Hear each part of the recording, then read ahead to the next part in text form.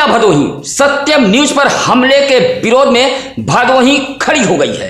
तमाम संगठन आरोपियों की गिरफ्तारी की मांग बुलंद करने लगे हैं। ग्रामीण इलाकों में भी प्रदर्शन शुरू हो गया है। मंगलवार को भदोही तहसील में ऑल इंडिया फॉरवर्ड ब्लॉक भी गरजा है। सुप्रभात, आदाब, नमस्कार। आप देख रहे हैं सत्यम न्यूज वेब टीवी और मैं हूं आपके साथ नसीर कुरैशी। आइए खबरों की शुरुआत करते हैं इस अहम व बड़ी खबर से। गोपीगंज कोतवाली में एक पत्नी अपने पति की ही शिकायत लेकर पहुंच गई, जो चर्चा का विषय बना रहा।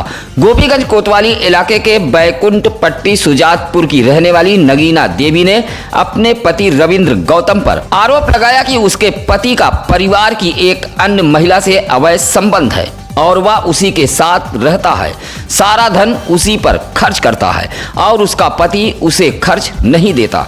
नगीना देवी का कहना है कि वह पूर्व में अपने पति की मामी थी। प्रेम प्रपंच में उसने रविंद्र गौतम से शादी की।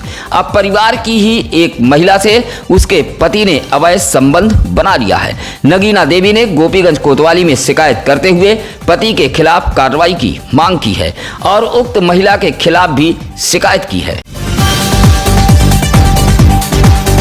भदोही शहर के मर्याद पट्टी मेला बारी के समीप खाली पड़े एक भूमि पर मौजूद सरपत व घास फूस में अचानक आग लग गई।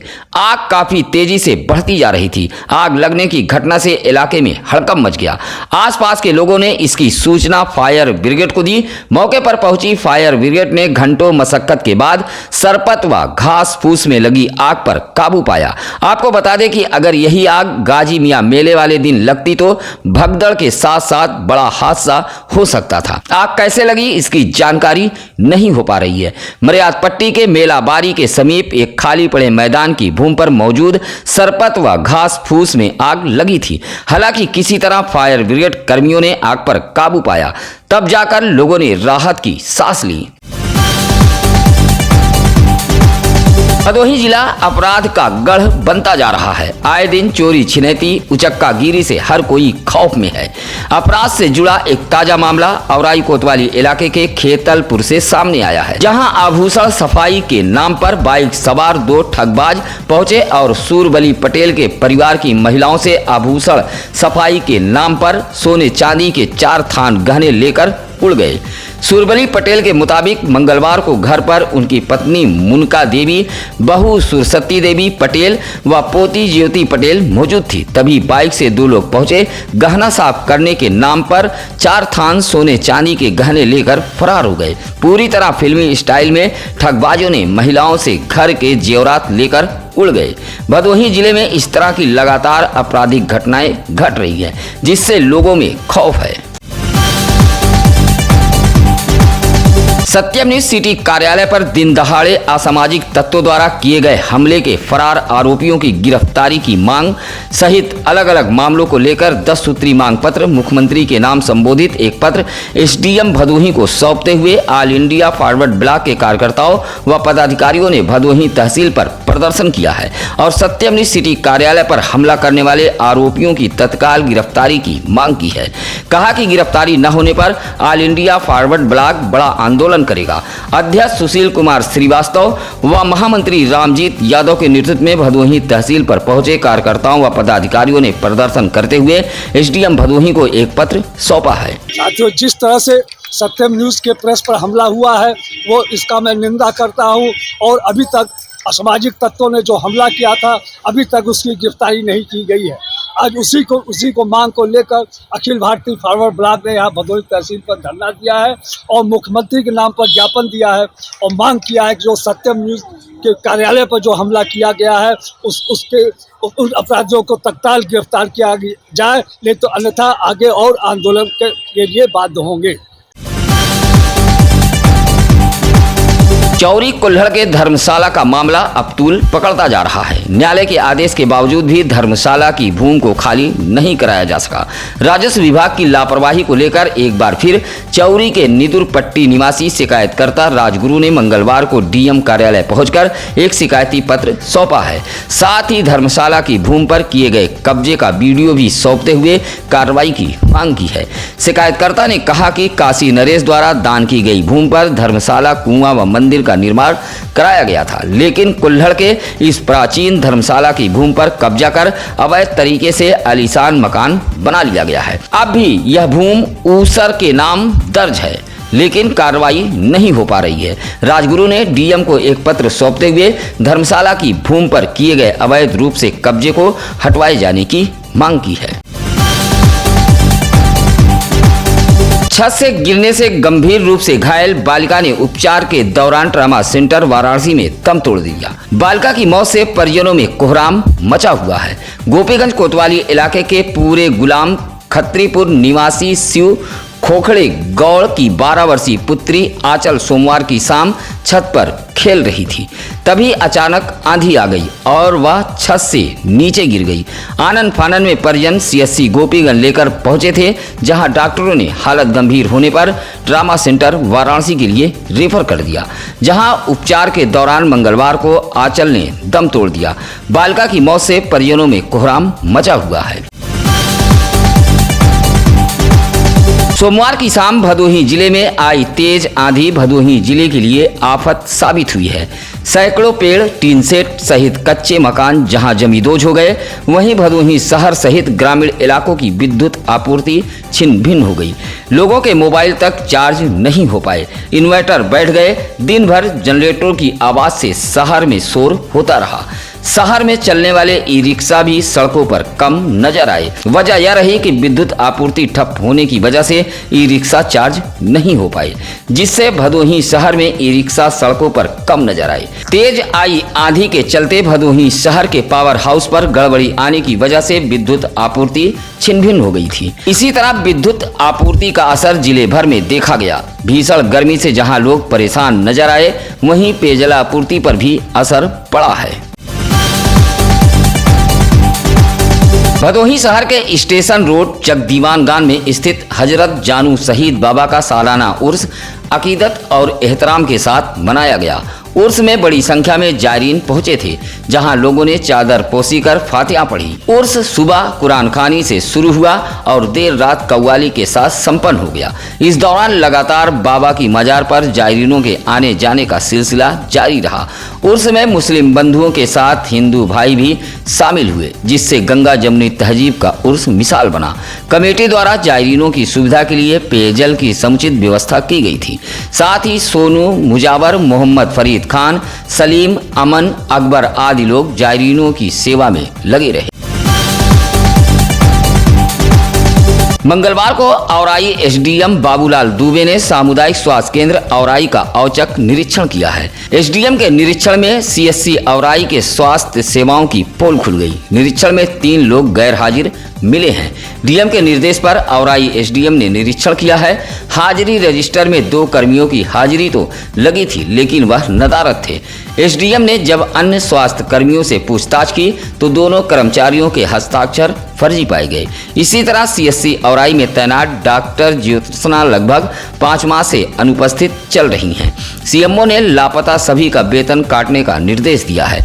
वहीं एसडीएम ने जांच रिपोर्ट डीएम को सौंपने की बात करते हुए कार्रवाई करने की बात कही है।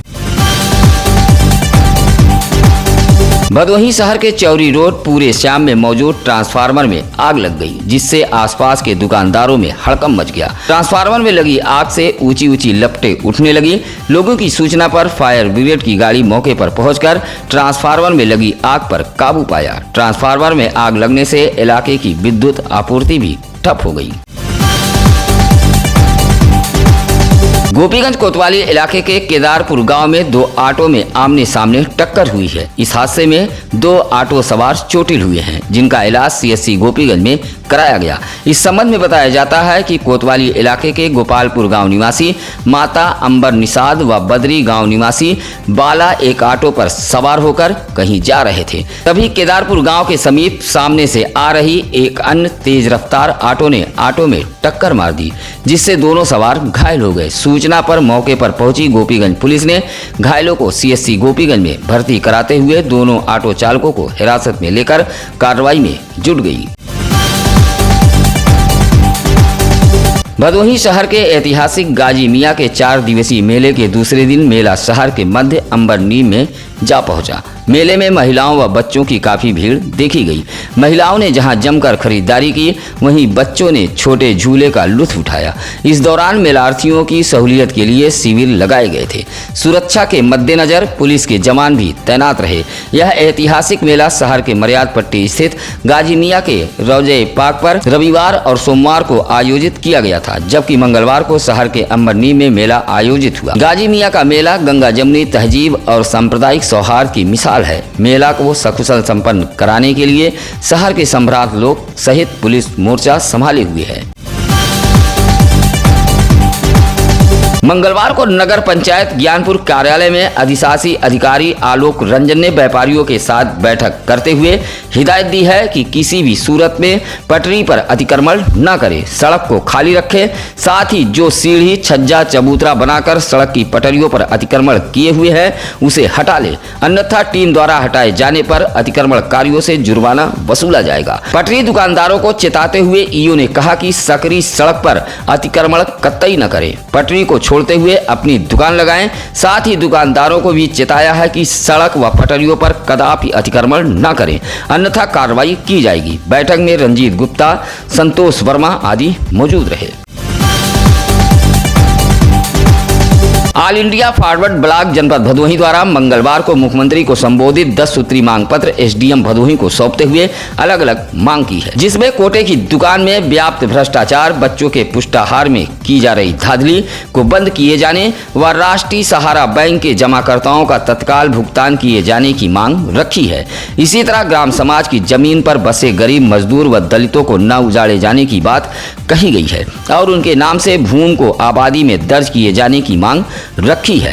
बेरोजगार नौजवानों को रोजगार दिया जाए। किसानों मजदूरों का पूर्ण रूप से सरकारी कर्ज माफ करने की भी बात ऑल इंडिया फॉरवर्ड ब्लॉक ने रखी है। इस मौके पर सुशील कुमार श्रीवास्तव, रामजीत यादव, सूबेदार गौतम, राजू बनवासी, मुमताज आदि मौजूद रहे। बीते विधानसभा चुनाव में भले ही कुछ हजार मतों से भदोही विधानसभा से हारे भाजपा प्रत्याशी रविंद्रनाथ त्रिपाठी चुनाव हार गए, लेकिन आज भी जनता के दिलों पर रविंद्रनाथ त्रिपाठी राज कर रहे हैं। यह हम नहीं बल्कि जिले के अलग अलग स्थानों से आए लोग कह रहे हैं। आज भी सरकार की योजनाओं के प्रचार प्रसार सहित प्रतिदिन जनता दरबार में आए लोगों की समस्या सुनकर पूर्व विधायक रविंद्रनाथ त्रिपाठी उनकी समस्याओं को हल करते हैं। हर सुबह पूर्व विधायक रविंद्रनाथ त्रिपाठी के आवास पर ऐसे फरियादियों का तांता लगा रहता है।